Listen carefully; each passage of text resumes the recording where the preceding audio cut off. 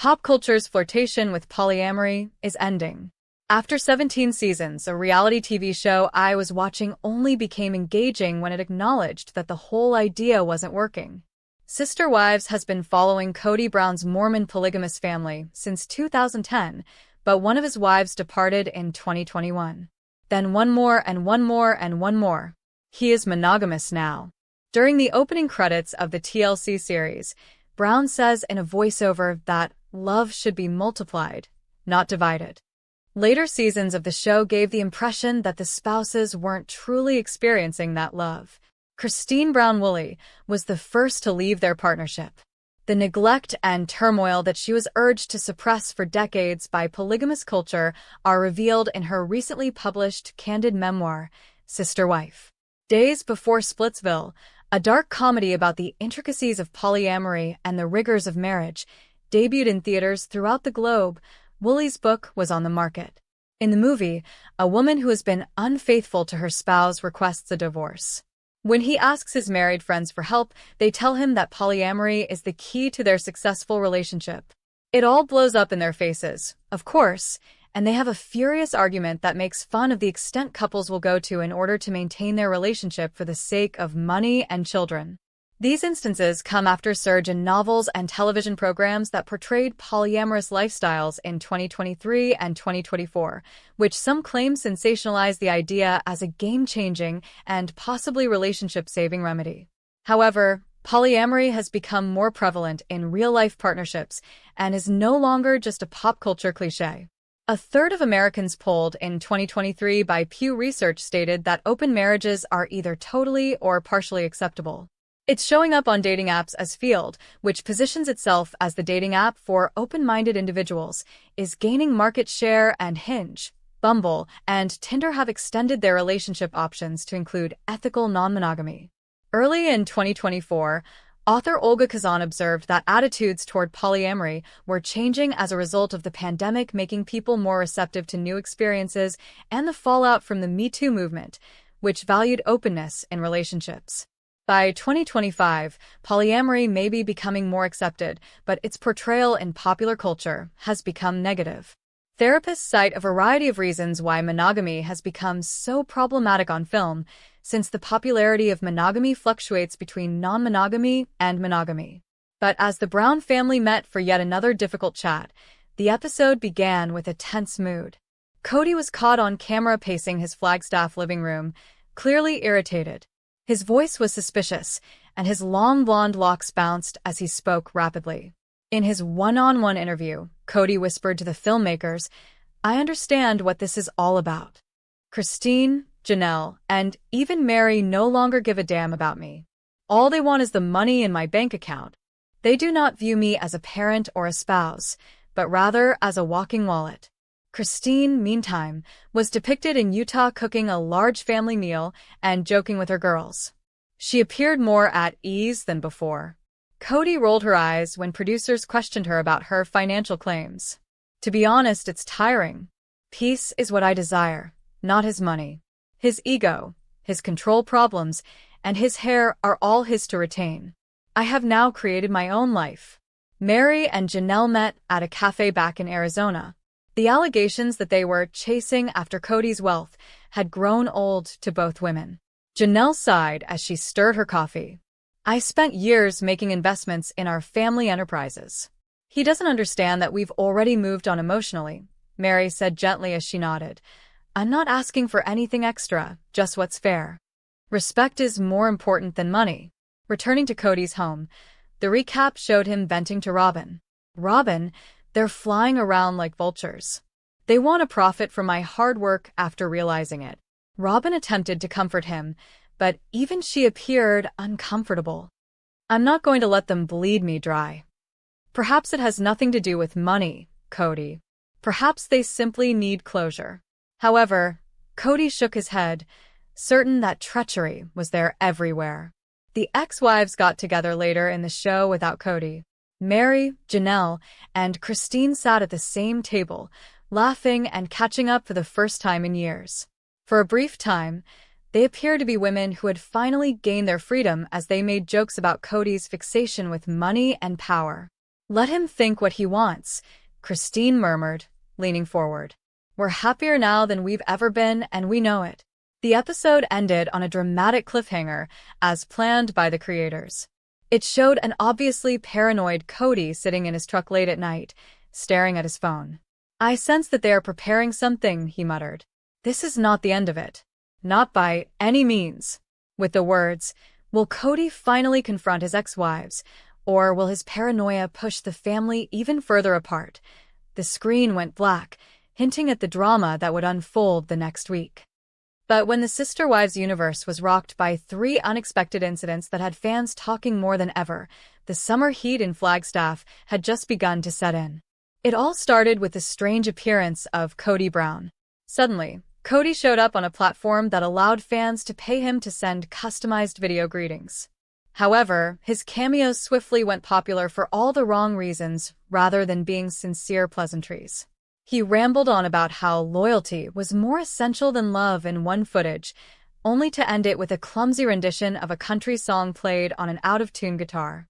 In a different video, he was discussing commitment, with a fan before inadvertently tipping his camera over and yelling at his dogs in the background.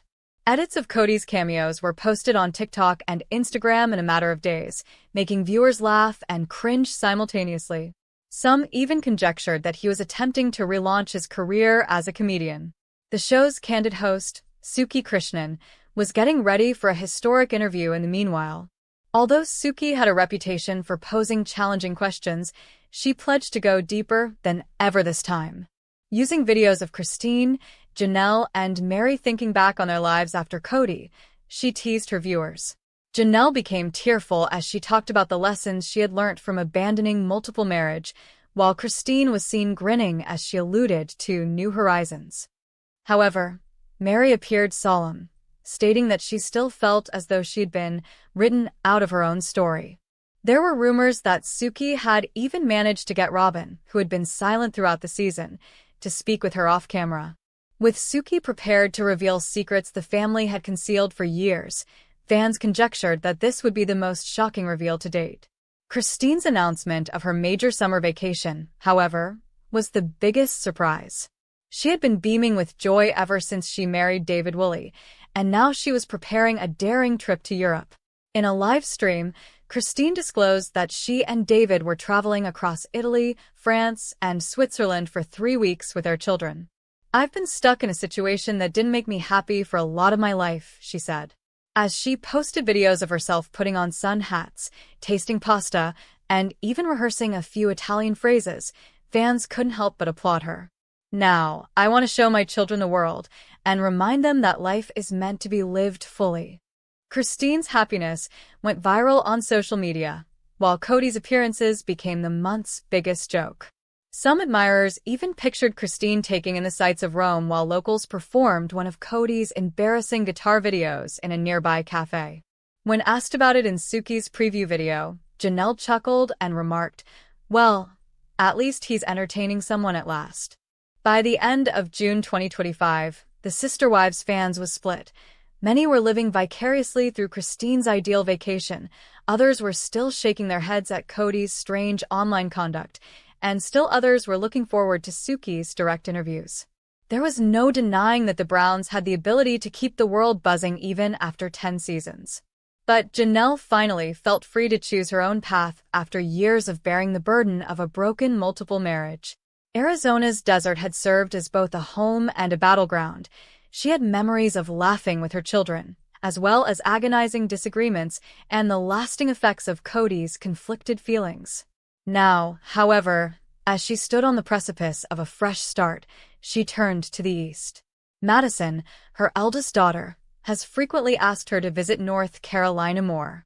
It was alluring because of the beautiful greenery, the slower pace of life, and the proximity to family. This time, though, Janelle wasn't simply stopping by, she was taking the risky move to the east to start her new chapter. It was a stark difference when she initially arrived. She was met with tall oak trees, the aroma of pine, and morning fog that appeared to shroud the country in mystery, rather than the parched red rock and expansive dust. She rented a small farmhouse with a wraparound porch overlooking rolling hills on the outskirts of a small town.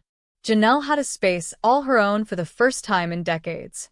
No tense family meetings, no multiple wives negotiating, no shared kitchens, just calm. The silence unnerved her at first. She had been accustomed to being on the go for a long time, raising kids, managing Cody's emotions, and juggling the demands of the other spouses.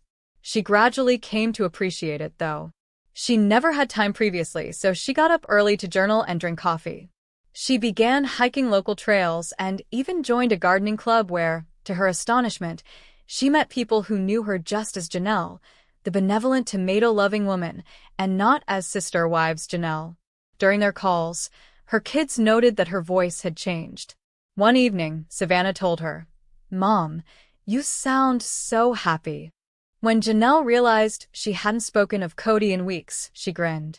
Sometimes he would contact her, sometimes imploring, sometimes defensive, but Janelle had stopped responding.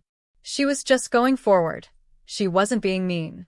Her foray into entrepreneurship was one of the most surprising developments.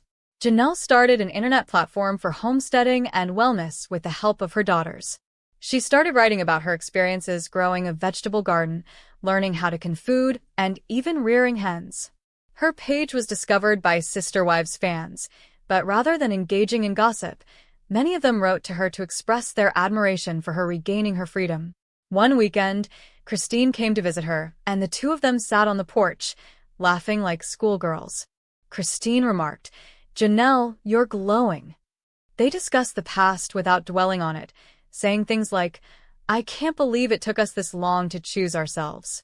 Rather, they dreamed out loud of family vacations, providing for their children, and the prospect of falling in love again at their own pace. However, Janelle wasn't eager for romance. For the first time, she was dating herself, learning what she wanted, what she loved, and who she could become without Cody's influence. She explored ancient East Coast villages, went to local community events, and even took a cooking class where she learned how to make sourdough bread from scratch. The leaves surrounding her home burst into scarlet and gold as summer gave way to fall. One clear morning, Janelle stood on her porch, put a blanket around her shoulders, and reflected on her progress. This was a proclamation, not merely a cross-country relocation. She no longer belonged to a dysfunctional system. She was a self-reliant woman named Janelle Brown, who was creating her next chapter. The moments she lived in silence, among the trees, with her kids close by, and with a heart that at last felt complete were the most authentic, even though TLC cameras may have captured snippets of her journey. But months had passed since one of the Brown family's most trying times. Years of conflict, heartache, and miscommunication had torn apart the once big and cohesive family. Once proud of his multiple marriages, Cody now lived in uncertainty as his wives started to forge their own paths in life. The most audacious move had already been made by Christine. She packed up her belongings, relocated to Utah, and began a new life with her children. She felt free for the first time in years. She started to laugh again, became more self-assured, and dreamed of a happy existence instead of one that involved compromise. In Utah, she even started a little bakery where the people loved her cinnamon buns and her friendly face. Janelle was also becoming stronger. After years of feeling ignored, she finally acknowledged that she craved independence, even though she had always been the steady and composed one. She made an investment in herself rather than waiting for Cody to find time for her. She started constructing her own tiny home, something she could call her own, after purchasing a small piece of land.